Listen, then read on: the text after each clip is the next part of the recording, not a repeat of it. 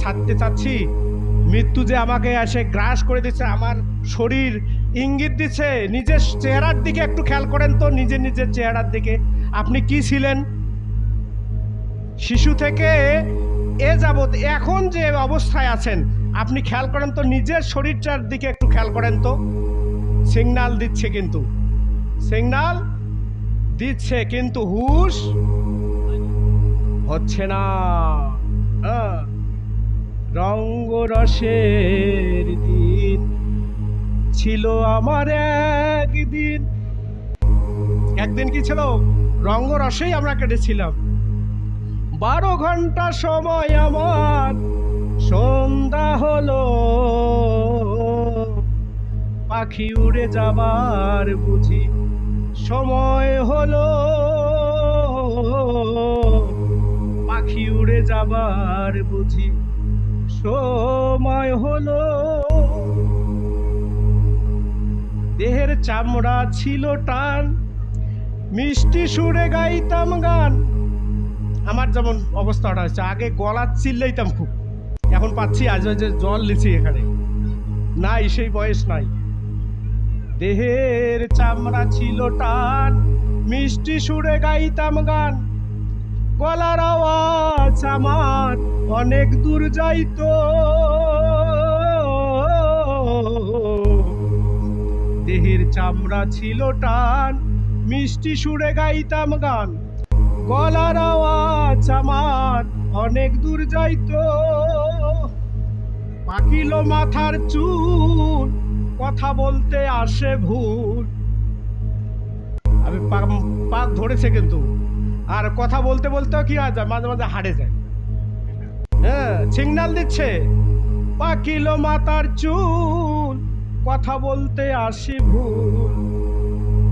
এই চোখে দেখি গন্ডগোল। চশমাটা কই গেল? হ্যাঁ, ও চোখে দেখি গন্ডগোল, দন্ত নড়িল,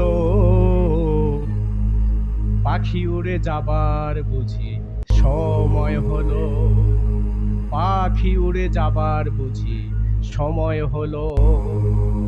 নিজের চেহারায় সিগন্যাল দিচ্ছে, রেডি হও, পাখি উড়ে যাচ্ছে। ঘন ঘন আসে দম, কানেতে শুনি কম। এখন কি হচ্ছে, ওই টানা যায় না, চিল্লা যায় না, দম ঘন ঘন দম আসে।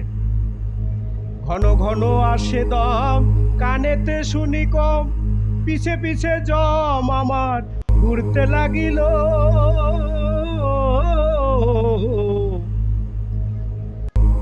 ঘন ঘন আসে দম, কানেতে শুনি কম, পিছে পিছে জম আমার ঘুরতে লাগিল। খাটো হয়ে আসে পাও, ক্ষীণ হলো সর্বগাও। ওই যে সফির আট থাকে, এদিকে হাঁটি আসপাড়াও শক্তি হয় না। ওই যে কি আছে, কানার বাজার থাকে, আসি হাফসি গেছে, মনে হয় ইয়াদ আসছে, অটো ভ্যানও আসছে। হ্যাঁ, শক্তি নাই, পা খাটো হয়ে আসতেছে, পা চলছে না। খাটো হয়ে আসে পা, ক্ষীণ হলো সর্বগা। এই ভবে থাকার সময় বুঝি ফুরিয়ে এলো, পাখি উড়ে যাবার বুঝি সময় হলো, পাখি উড়ে যাবার বুঝি সময় হলো। বলো জগৎ গুরু প্রেমানন্দে হরি হরি।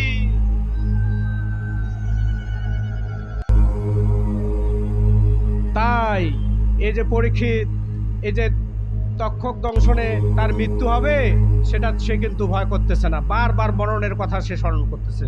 হ্যাঁ, আমাদেরকেও রেডি থাকতে হবে। সিগনাল দিচ্ছে এই চেহারায়, এই দেহই আমাদেরকে কি দিচ্ছে, সিগনাল দিচ্ছে, কিন্তু হুঁশ হচ্ছে না। আমরা একদিনও ভাবি না যে আমি যে এই পৃথিবী ছেড়ে এই ভবলীলা সাঙ্গ করে আমি যে ওপরে চলে যাব, এটা কিন্তু স্মরণ একদিনও হয় না। আর যার কারণে এই ভাগবতীয় আসর আয়োজন করা। আজকে আমি কৃতজ্ঞতার পাশে আমি আবদ্ধ হয়ে বলছি, যারা এই আয়োজক কমিটি এত সুন্দর ভাগবতীয় আসর আয়োজন করেছেন, মূল উদ্দেশ্য হলো এটাই যে আমরা যে পৃথিবীতে থাকবো না, আমরাও যে ওই যে আচার্য মহাশয় উনি তার আলোচনা তুলে ধরছেন যে এই 7 দিনের মধ্যে আমরাও কিন্তু চলে যাব, কিন্তু আমরা হতভাগ্য 7 দিনের কোন দিন মারা যাব সেটি কিন্তু আমরা জানি না। আমাদের সাবধান হওয়া দরকার বেশি।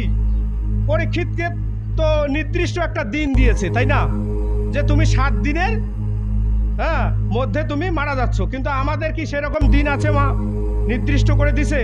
সেটা কি ওই যে ভাদ্র মাসের কত তাল নবমী তিথিতে, তাই না?